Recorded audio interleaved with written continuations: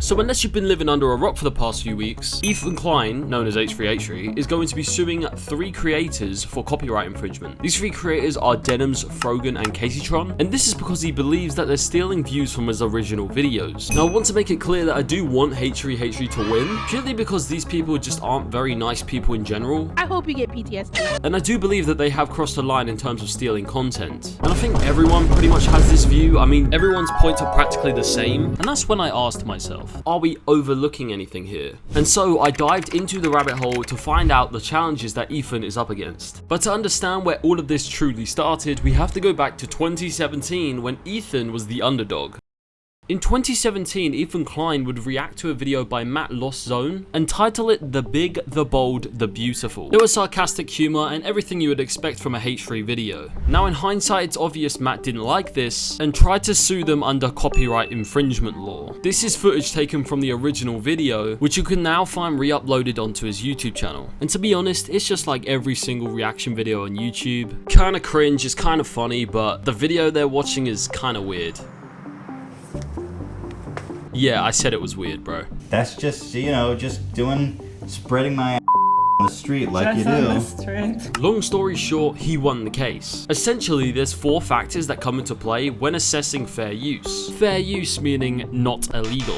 Let's start with the transformative factor. This is where if the streamer's intent was to critique or commentate over a piece of video, even if their reaction is really minimal, it could still align with fair use. This is especially important when you're not profiting from the actual video. Then there's nature of work. This is where if the original video is a commentary itself, it could weaken the claim. This would imply that the streamers reacting to the content nuke are essentially reacting to someone reacting, which is not what happened. Amount and sustainability. If they're using small parts of the video and transforming them, then it can be considered fair use. However, we know Denims had 88% of the video playing without any interruptions, so this is clearly in Ethan's favor as well. The last factor is the market impact. If there's actual evidence that could prove that the streamers didn't significantly harm Ethan's viewership, this could be fair use since he's not actually losing anything. And this is a harder statistic to calculate in terms of this case, because who's to say that anyone in those streams would have watched the video anyway, is what I would have said if there wasn't the snark creditors. Because the streamers had contact with the snark creditors, which means the 50,000 people in the stream were there to watch the content nuke. Then overlooking all of this, you have judicial discretion, which is basically just the influence in the decision of the judge. Only because one judge will say they're guilty doesn't mean 100 judges will all say they're guilty as well. So you're probably wondering, in what way can they be found innocent? Well, this is the scary part. This is where the judge will have to look at Twitch as a whole. It's known that Twitch allow for real-time reactions, so when Frogan comes out with a quote like this, I don't have anything to say?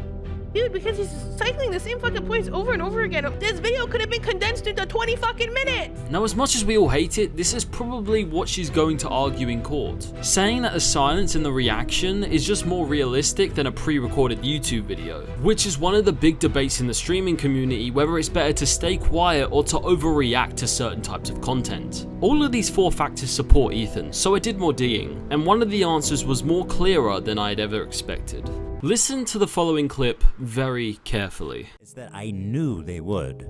I knew they would watch the entire video, add little to no commentary, react to it instantly, giving them no time to form an opinion. The trap was set and it worked even better than I imagined it would. Ethan calls the content nuke a trap, which sounds pretty cool on paper, you know, Yu-Gi-Oh style, you activated my trap card type beat, but this one word could be seriously damaging for his case. This is because the word trap could imply that you're tricking someone or deceiving them in some sort of way. In the court setting, it's not a bad thing for his case, but it can definitely sway a judge to believe there was ulterior motives. In simple terms, imagine that H3 planned out this entire thing just to get a profit. Whether we believe or think that, it doesn't matter, as in legal terms, this is definitely a scenario that could occur. These sorts of things typically get labeled as bad faith, which can typically give more leeway to the defendants as an explanation for their actions. He tricked us, is what they'll be saying in the back. And here's the thing with the reacting scene on Twitch. The judge will understand that Twitch is such a massive platform for reacting that any decisions against it will cause a lot of backlash. Many people will follow with similar cases, and the nature of Twitch reacting is going to be changed forever. So what happens if they do come out innocent? Well, most likely many streamers and YouTubers will be outraged by the decision, and if they get found found guilty, the majority of people will be happy, but many more lawsuits will follow. But what if neither of these things happened? It's a well-known fact that Ethan Klein is probably going to lose a lot of money during this lawsuit, which already makes things tough for him.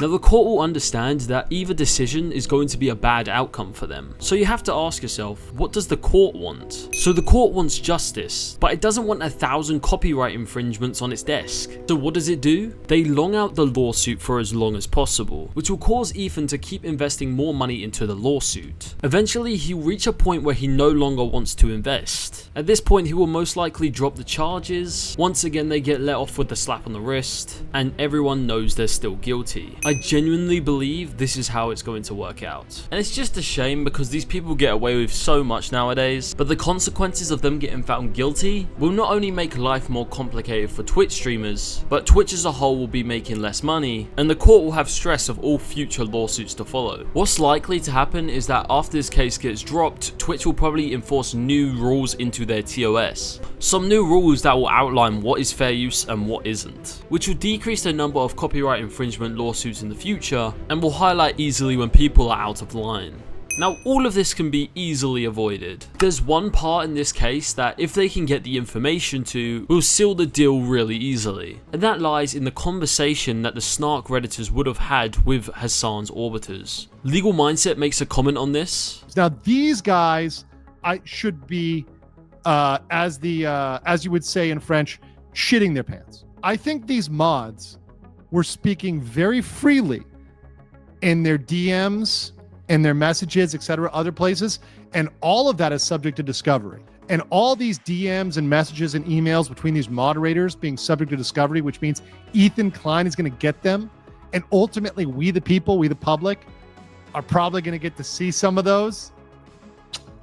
That is going to be gold. And I couldn't agree more. If their DMs do get released, it shows the intent and takes away from the whole trap aspect I was talking about earlier. But in this case, as fast as possible is probably one of the most important things. The lawsuit he defended himself against in 2017 took over a year and a half. People talk about this lawsuit like it's already done and over with. You only have to look at Johnny Depp versus Amber Heard to realize that lawsuits can take months and sometimes even years. So do I think Ethan's likely to win? Yes. But I don't think it's anywhere near as easy as people are making it out to be. Legal Mindset said this about the chances of Ethan winning.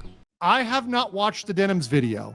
I mean, I now move my percentage for Denims losing above 90%. Which is a high amount, we can all agree, but a 10% chance is still a good amount. So I guess only time can truly tell who's going to win the lawsuit and who will hold the burden of the loss in the courtroom and their careers online. But if you want my opinion, fuck those guys.